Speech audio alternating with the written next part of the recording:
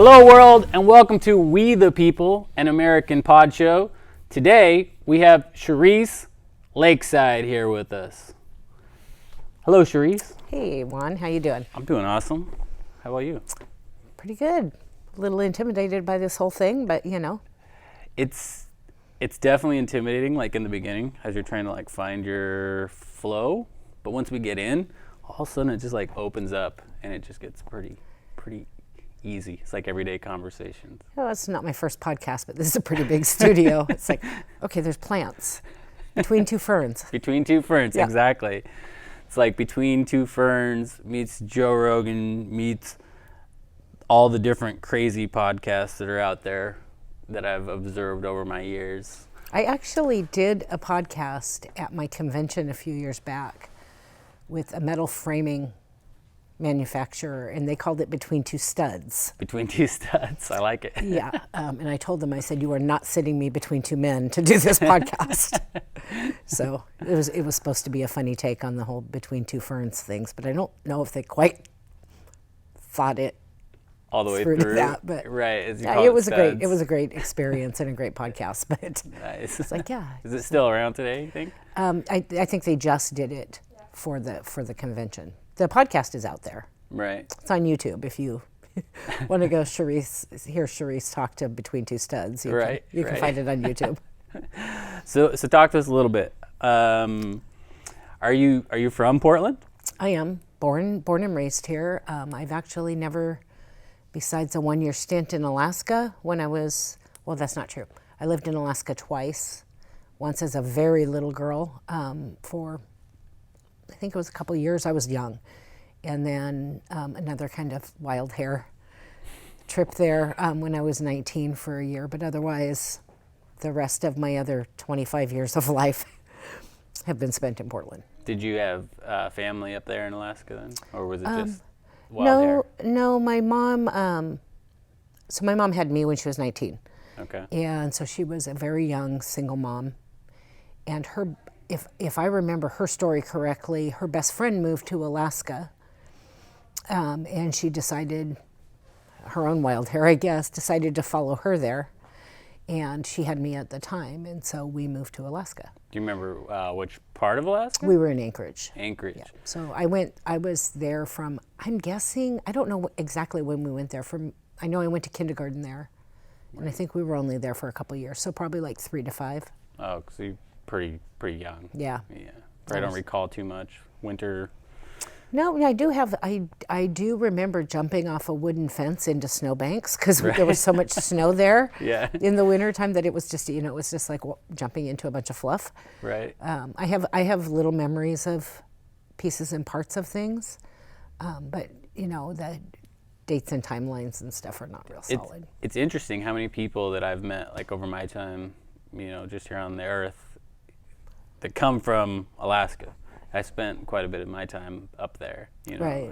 I have 2 kids there, and man, it's so many people. Like they'll have at some point in their life, Alaska draws them in, says, "Hey, come up here, check this out," And it's an interesting place to live. it's very interesting. Different community. It is. The community is very, I don't want to say tight knit, but they're very.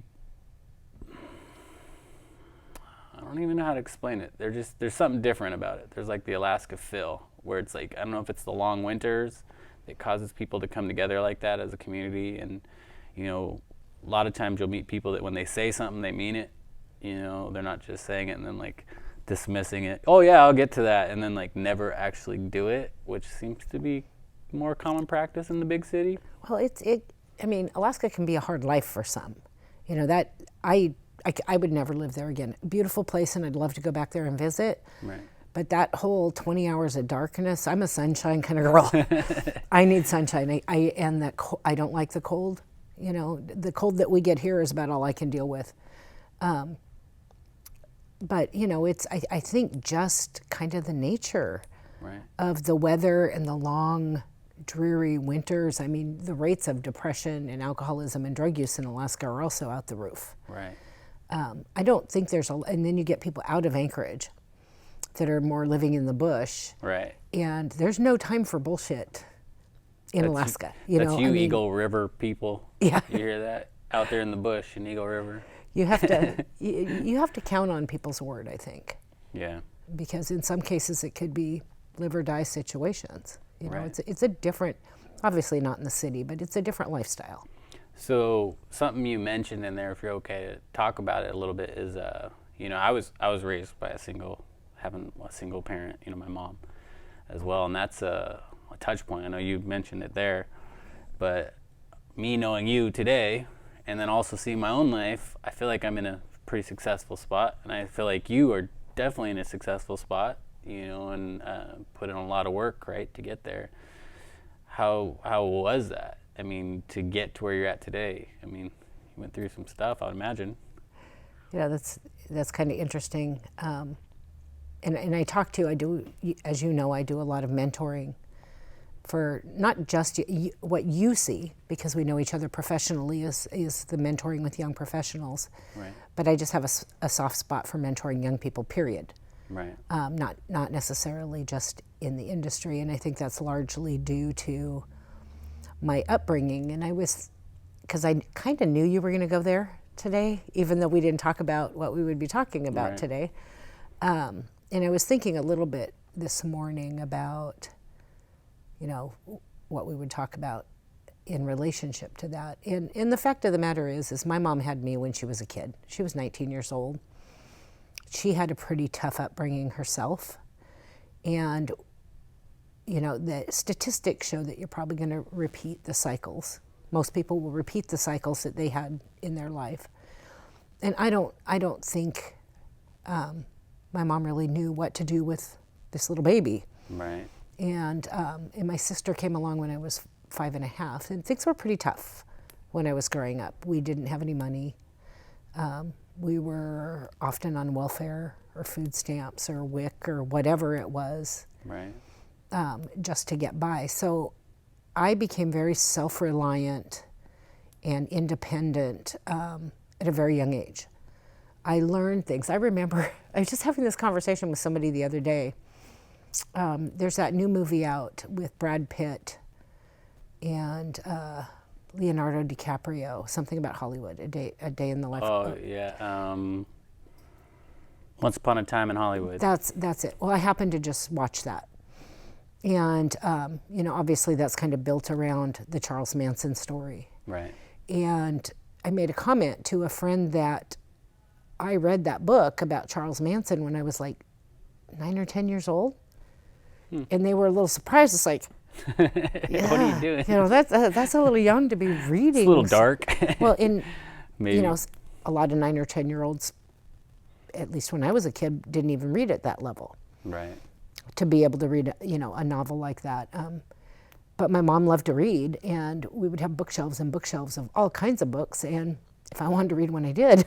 And, it didn't matter. And while there's probably some things I read as a kid I probably shouldn't have at that age, I was a rabid reader from a very young age. And so you learn a lot. Right. I mean, I think the single most important skill a young person can have is to be a good reader.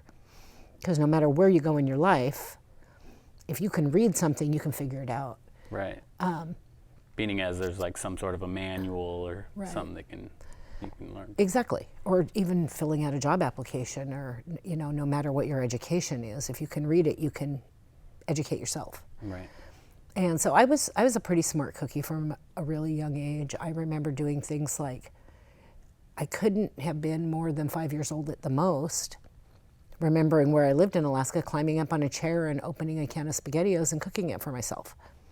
A lot of 5-year-olds I'll tell you, my kids never got up on a chair at 5 years old and cooked themselves a can of anything. Right. So coming up was pretty tough. Yeah. I think I was probably around 10 or 11 when we had moved back to Portland, and my mom wanted better for us. And she decided to do whatever it took, and trust me, she did whatever it took to go to school. And she didn't even have a high school diploma at that point. So first she got her GED, and then she had to start at community college, obviously, and Right. did 2 years of community college, got a 4.0, got a bunch of scholarships, and went on to Portland State, and eventually ended up getting her degree in business administration. Against all odds, raising 2 kids. I mean, Right. and I remember, in this, it's probably not a good thing, but I remember her applying for a scholarship that was specifically for people who had mental issues.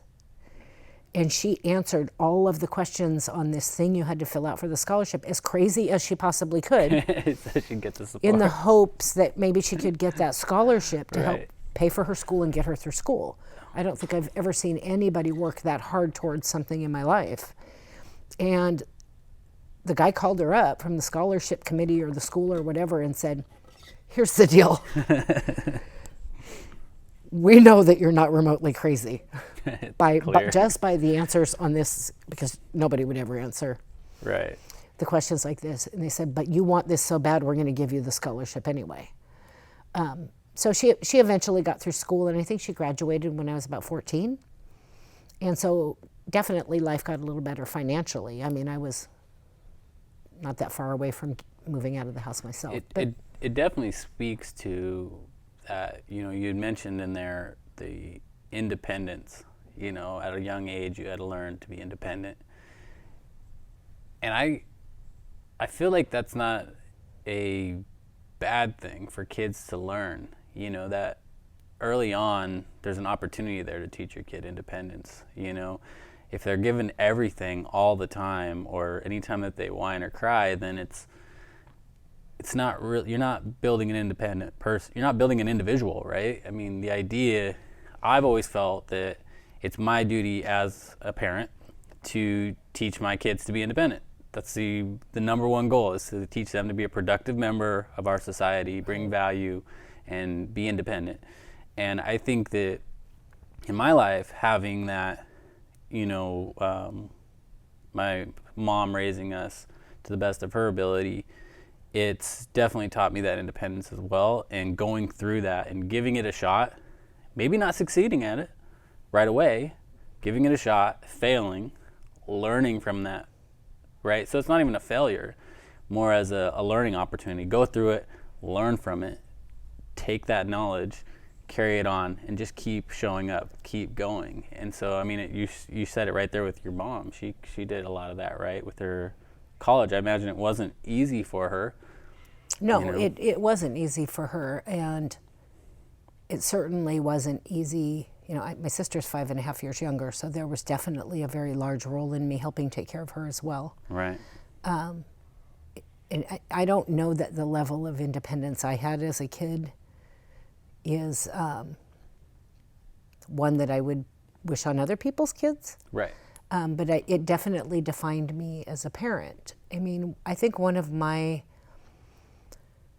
the things that I struggle with when I meet people and talk to people, especially younger people, and they come to me, and they tell me, well, this happened to me, so I can't do this.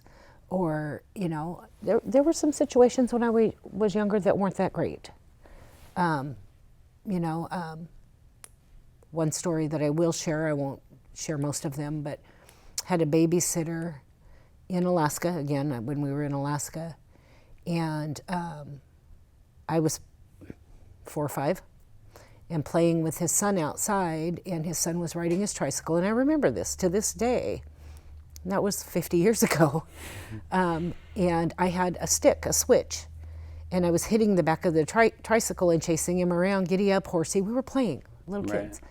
Well, I accidentally hit his leg, and he went in crying to his parents. And, you know, I wasn't trying to hurt him. We weren't even playing that way. And the dad came out with the switch and beat me with it across the back of the legs to where I had welts. Right. All up and down. Now, my mom never took me there again. And there were some other things that happened growing up that weren't great. But you have a choice. You have a choice Right. in life. You can let the difficult things that happened in your life define you, or you can let them empower you.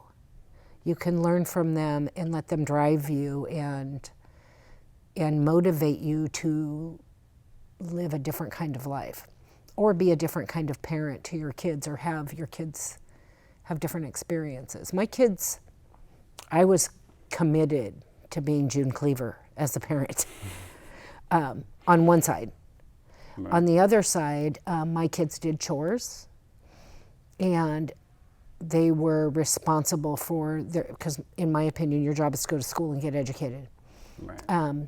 They were responsible to get good grades, and man, my head would spin around on my neck if they ever acted like an asshole to anybody or treated somebody like they were less than because they had less than we did, like financially. Right.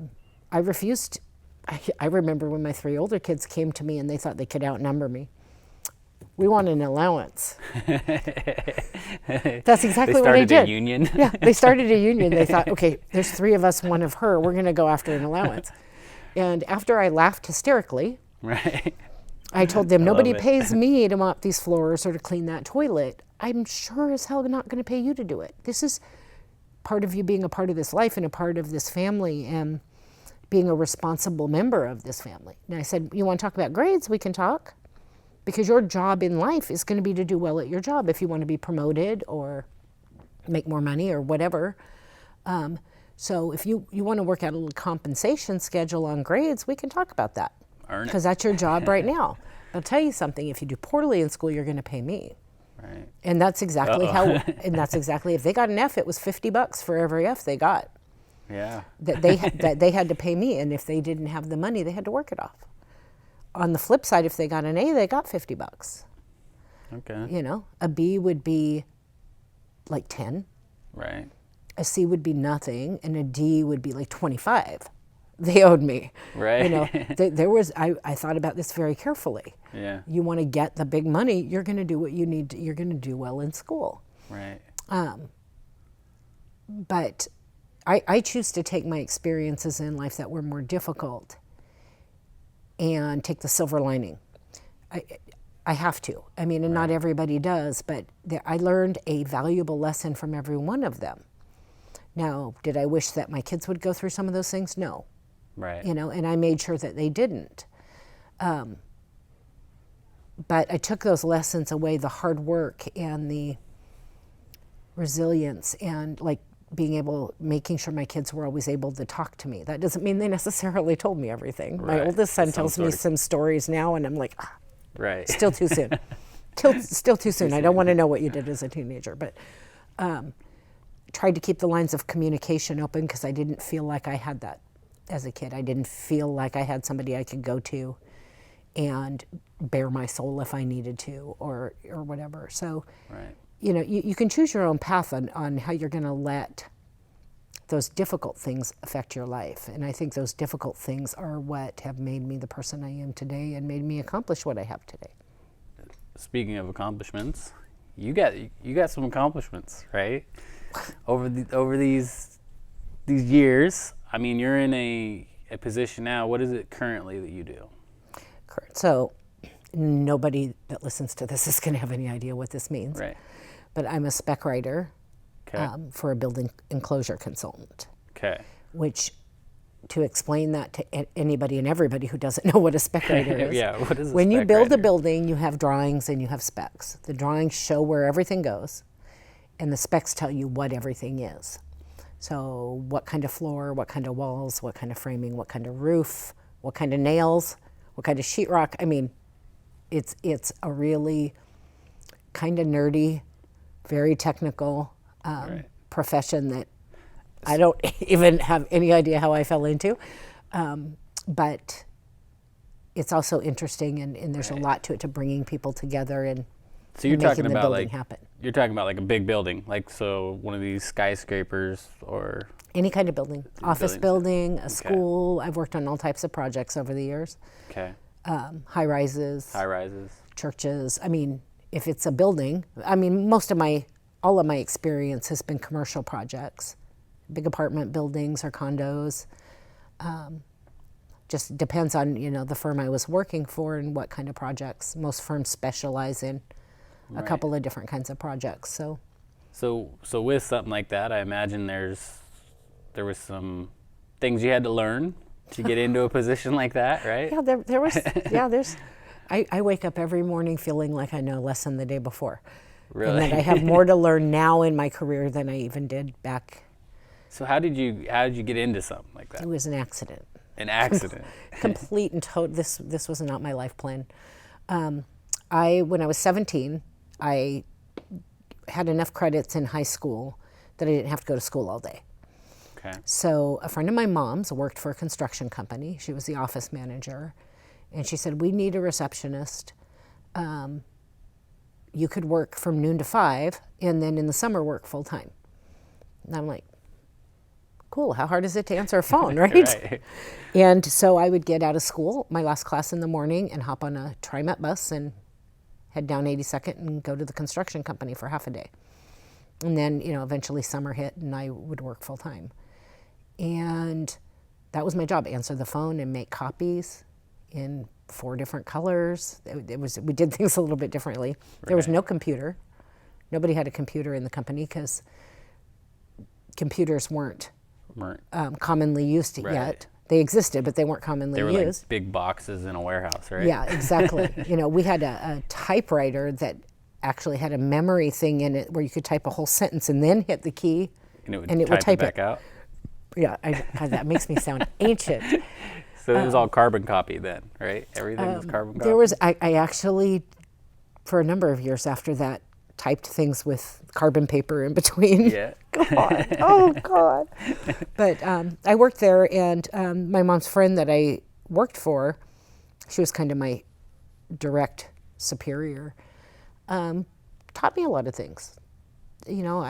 I like to think I'm a pretty smart person, and I'm definitely a person that doesn't like to be bored. Okay. I can't stand to be bored. I go insane. So I would ask a lot of questions, and I learned in the year that I worked there quite a bit about contracts and just kind of how construction works and how a bid day goes, because bid days are a big deal in a construction company. Massive. But I moved out of the house by that time and might have been sowing a few wild oats. Right. More than a few. You're pretty young, right? At that time you said 17? I was 17 yeah. when I started working there, and I was 17 when I moved out of the house the first time. Right. And I ended up actually, and I don't know if I've ever said this publicly, but I ended up getting fired from that job after a year, mainly because I was doing a lot of partying. Right. And calling in sick because I would not feel very well the next morning. You weren't focused, we'll say. I wasn't focused. And luckily my kind of sowing my wild oats streak ended. So let's recall that though. Oh, God. How did that feel? I mean, going through that moment, right, where you're getting fired. I'm guessing at that age you were probably a little cocky about it, maybe? No. I think that, no, I was actually humiliated. Okay. Just by nature of the way I grew up, I think I was always a lot more mature than most of my peers my age. Right. In many ways, because of the responsibility that I had on me from a young age. So even though I was partying and being goofy like, a lot of 18-year-olds do, right. I was also living on my own and paying my own rent. Right. Obviously, I didn't go to college. And so I knew I was screwing up when I was screwing up, but it was still incredibly embarrassing to get fired from a job. Get fired, right. And I had worked, some jobs before that. I was working in some ways since I was probably 9 years old. Is when I started babysitting for other people. Okay. For $1 an hour, no matter how many kids they had. And I figured out really young. Well, I know you'll appreciate this because you're a hustler. I was 9 years old and I'd babysit for $1 an hour and they'd have 4 kids. Right. So I would clean their house. Clean their house, scrub their toilets, scrub their floors, do all the dishes. And they'd come home, maybe they're gone for 4 or 5 hours. So I'm looking at $5 for watching their kids all night. Right. They'd come home to a spotless house and give me a $20 tip. Nice. And we didn't have a lot of money at that time. So that's what I bought. If I wanted the cute jeans my friends had or whatever, that's what I would, buy those things with. And there's a lesson there, right? You were hired to do the babysitting, right, but you went above and beyond. And the reward came, even though that's maybe not what you were looking for, you're like, I want to be good at what I'm doing, right? Well, there was some kind of motivation that to the cleaning. Maybe they'll flip me a couple extra bucks, but part of Right. it was I don't like to be bored. Right. And part of it was, a lot of people would have more than one babysitter they would use. If they thought I was the best one, I would be the one they called every time. And it's kind of silly to think back now, because I don't know if I've ever until this moment thought about it that way, but I was trying to set myself apart. So I would be the first one they'd call in, and I'd have that, the side benefit of they would actually kick me a little bit more money. But I was also gambling, because there were plenty of times that I did that. I didn't do it every single time, but plenty of times I did that where they didn't give me any extra money. They didn't ask me to do that. Right. They had no obligation to pay me extra money for cleaning their house. But it came out in my favor more often than not, and they loved it. And because of my responsibility from such a young age, I knew how to clean a house. Right. At 9 years old, I knew exactly how to sweep and mop floors and do dishes and clean a toilet. That was one of the lessons. We did an interview with the emerging professionals at Right. CSI. So for those of you that don't know, CSI stands for Construction Specifications Institute. Yep. Correct. And that's a touch point where we both hang around that organization. And when we were doing one of the interviews, one of the lessons was they were talking about, like, if we were to go into a recession, and how does that look, and how do we have job security during that time. And one of the lessons was, talking to somebody who'd been around the industry during the last recession, was to stand out, go above and beyond. If it's gonna be your career, then you need to commit to that. And by going above and beyond, you're not just doing your job, you're also helping the organization a little bit more, if you can. Wherever you have the opportunity, you're helping out, bringing value to that industry and to that career, right, to that company. And so, yeah, it's interesting that you, at a young age, were already kind of seeing the value in doing something like that. Well, and I'm sure my motivation at that time was just to be able to buy the cute jeans that all my friends had. That's right. There wasn't any bigger mission on my mind at 9 years old. And it's funny that you say that, because that's exactly what happened to me. In 2008, when the economy tanked, the firm I had worked for 22 years closed. And nobody was hiring. And that was an architecture firm that I started at when I was 20, just to back it up a little bit. Obviously not the construction company, because they said, little girl, you need to go on your way and grow up. But at 20, I started working in an architecture firm and ended up working there for 22 years. And the three principals there, and this was in the 80s, where roles in my profession were very different for women. And I don't think there was a woman architect in my firm for probably at least the first 10 years I was there. I was the only woman in the office, and I was, again, hired to answer the phones.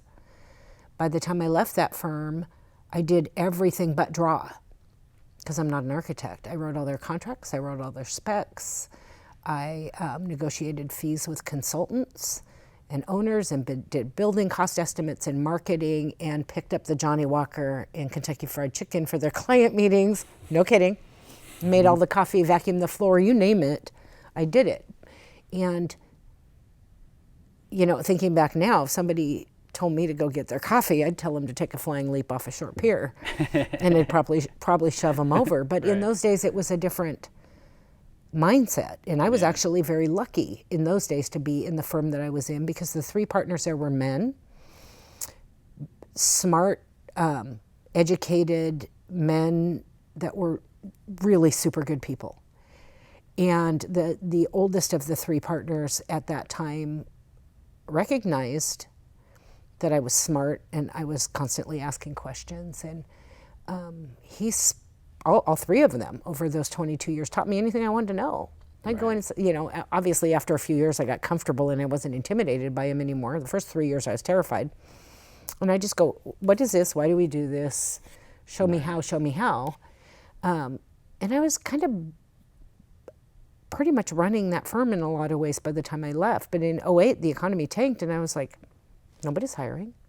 I worked in my mom's used clothing store for a year and a half because nobody was hiring. In the next job that I got, which was not in architecture but in engineering, mechanical, electrical, plumbing engineering, came as a direct result of that engineer happened to be one of the consultants my first firm used.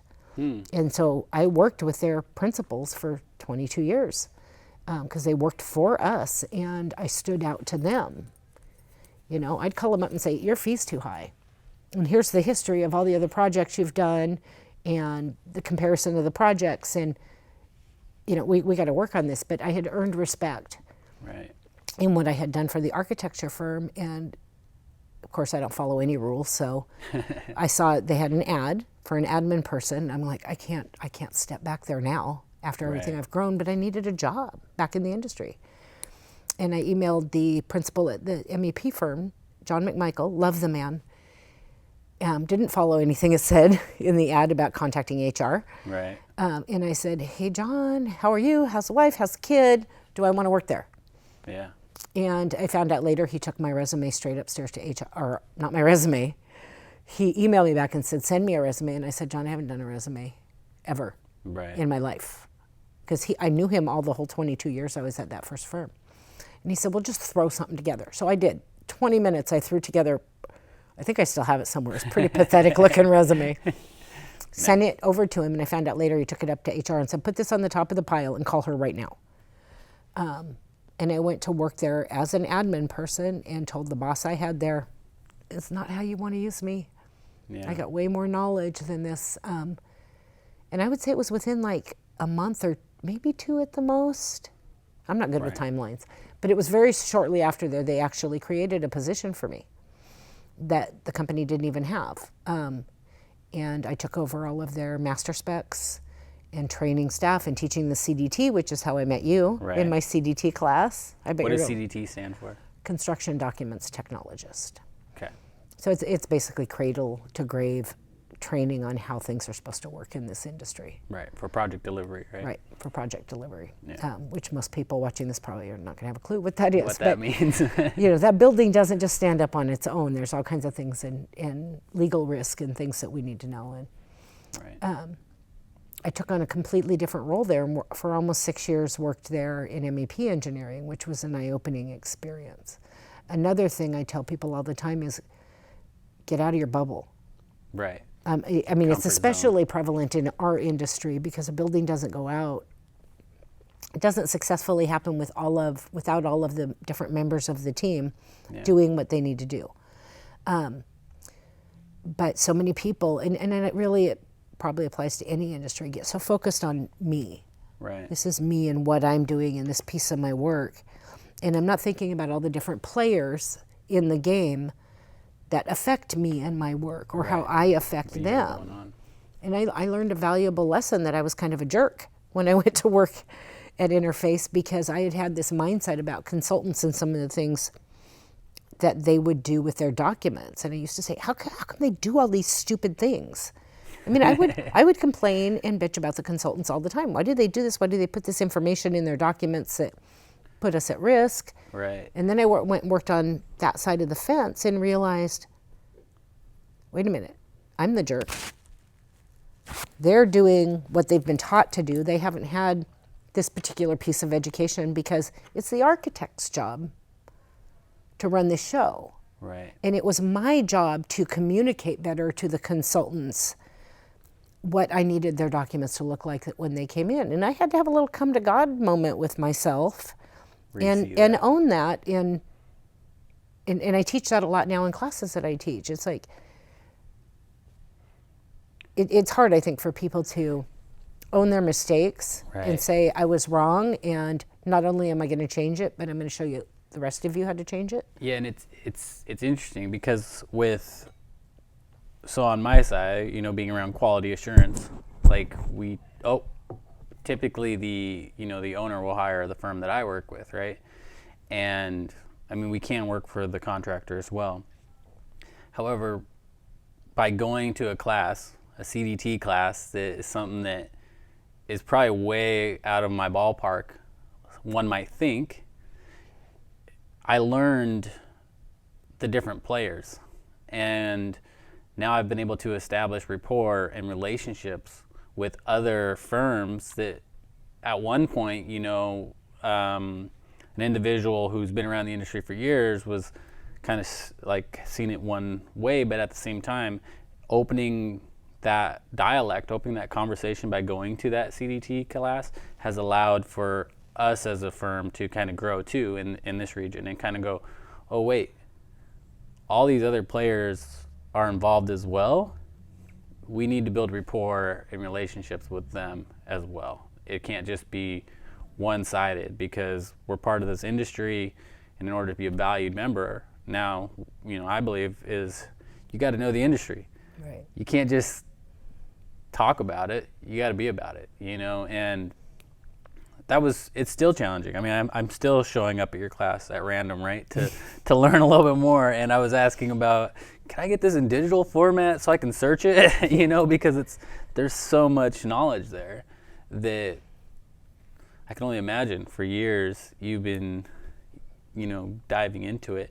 Something that you said in this that I do want to touch on is you were talking about being in the 80s and being a woman in the industry. Yes. Fast forward today, if you could reflect a little bit on back then, would you say that have we progressed? Are we still stagnant? And what areas are there for improvement? We've definitely come a really long way since that. I mean, at one point I was expected to wear a dress and heels and nylons, and you didn't go without nylons. You just didn't. In my career, and there were just certain things that women could and couldn't do in our industry. And there were very few. I can't even, thinking back to that time, really can't even think of a female I knew that was a principal or partner in a firm. It just wasn't. It's still a male-dominated industry. But the rules have definitely changed. We do still have work to do. No doubt about it. Women, I don't know the stats. There's a couple of women in our industry, Rosa Shang being one of them out of San Francisco, that does a lot of work in this area, and she's got all of the stats. Check her out. But, women don't make the same salary-wise as their equal male peers in the business. No different than the motion picture industry, or probably any industry. We've definitely come a long way. There wasn't a woman in my firm for years, and now every firm I go into has a lot more women in them.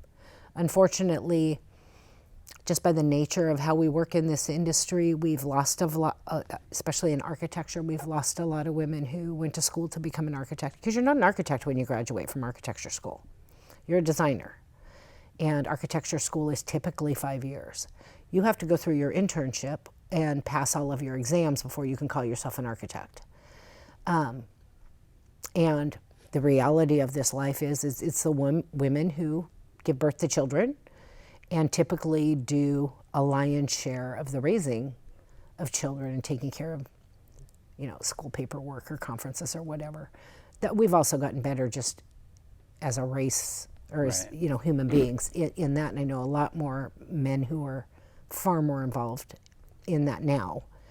But we lost a lot of women in architecture because architecture can be a pretty demanding field and expected to work a lot of hours and take on certain amounts of work. And when you're at work and you've got a kid at home with strep throat, or you don't have somebody to stay home with a sick kid, or any of the demands of being a parent that historically fall more on women, and you can't put in that 60 hours a week or you never see your kids, a lot of women left architecture and didn't come back to raise their kids or to go into a profession that was a little bit more forgiving.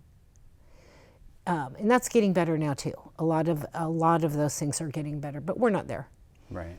It also depends, I think, on where you live. Like, I think in Oregon in general, we're probably the West Coast is probably a lot further ahead than maybe the South. Right. Could see that. I speak a lot around the country, and I did a CSI chapter meeting in Atlanta I want to say there was like 60, 70 people in the room, and only a handful of them were women. Only 3 or 4 were African American. And there's a huge African American community in Atlanta. Right. And I'm looking around, and the disparity in that part of the country was, for me, it was in your face. Right. You know, because you're used to here. Well, yeah, and we're in our open-minded, right, completely very different. kind of empowering little bubble over here on the West Coast sometimes, and it's an eye opener that really affected me. And I'm not pointing fingers at anybody for anything. It's just that there are parts of our country that have not moved ahead as quickly, or maybe do not have the same general mindset. And for some reason, that particular meeting really drove that home to me. I mean, I read the news and I pay attention. Right. You know what's going on, but it's different when you're standing there looking at it. And it definitely affected the way I wanted to move forward in empowering younger professionals in our industry. Yeah, sure. And I think I go out of my way even more to reach out to anybody in front of me who I think may have a harder road, or may have less resources, or may not be given the same opportunities. I hunt them down like the last bus of the night sometimes, because that really, really bothered me. Right. So it's been an interesting road. We have work to do. I'm thankful that I live in Portland and work in Portland, but I think our country as a whole could do a better job. I think they're missing out, because we all know it's the women who get the work done. I like it. Well, this has been awesome. Thank you. It's been a great interview. Great having you on here. So this is that moment in the show where you have these cameras here which link to the world. Great. Wonderful. If you had a message, I feel like you already sent a message home right there in the end. But if you had a message for the world, what would it be? Yeah, it really would have been nice if you would have warned me about that more than 2 minutes before we sat down here. Honestly, that's not really that hard, because it's the same thing I tell my kids. It's the same thing I tell people I meet. It's the same thing I tweet all the time when somebody sends some kind of message out there that they're struggling with something, or they can't make a decision about something, or they're not sure the direction to go. And for me, this is my answer. Everybody's answer is not the same, but my answer is never let fear stand in your way. Because I think that the biggest driving thing that stops us from achieving what we want to achieve, whether it's in our profession or our personal life, or perfect example is I went to an airport 3 different times to jump out of an airplane. Once when I was 19, once when I was about 45, and then the last time about a year and a half ago. I didn't jump the first 2 times because I was afraid. Rightfully so. Most people say, I don't know why you would jump out of a perfectly good airplane. But I had this driving need to prove, it wasn't about jumping out of an airplane, it was proving to myself that I could go after and get anything I want if I want it bad enough. It's really all up to you, whether you let fear stop you, because you can come up with all the excuses in the world on why you're not doing something, or why you're not living the life you want to live, or why your marriage is unhappy, or whatever. But at the end of the day, if you really boil it down and be honest with yourself, it's fear standing in your way. It's fear of change. It's fear of a lot of things. And if you stop letting fear stand in your way and really, if you live a life that serves you, that life is going to end up serving everybody around you. That's my advice. So just jump. Just jump. Good stuff. You guys heard it here on We the People, an American Pod Show. We want to thank Cherise Lakeside for coming out, chatting with us.